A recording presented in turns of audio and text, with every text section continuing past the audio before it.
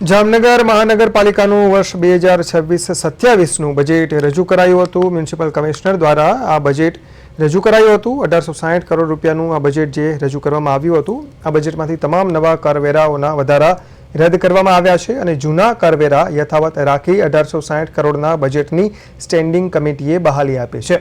આ બજેટમાં ખાસ સાંસદ પૂનમબેન માડમની ભલામણને ધ્યાને લઈ સ્મશાનમાં અંતિમ વિધિ માટેના લેવાતા ચાર્જની પણ ચૂકવણી મહાનગરપાલિકાના ભંડોળમાંથી આપવા સ્થાયી સમિતિએ રકમની ફાળવણી કરવાની જાહેરાત કરી છે। સ્ટેન્ડિંગ કમિટીના ચેરમેન નિલેશ કગથરાની અધ્યક્ષતામાં મળેલી બજેટ માટેની ખાસ બેઠકમાં ચર્ચા વિચારણાને અંતે વિકાસલક્ષી કામો સાથે નવા બજેટને જનરલ બોર્ડમાં રજૂ કરવા ભલામણ સાથે મોકલવા નિર્ણય કરાયો। જામનગર મહાનગરપાલિકાના માનનીય કમિશનર શ્રી દ્વારા 30/1/2026ના રોજ જે સ્ટેન્ડિંગ કમિટી સમક્ષ બજેટ રજૂ કરવામાં આવેલ હતું।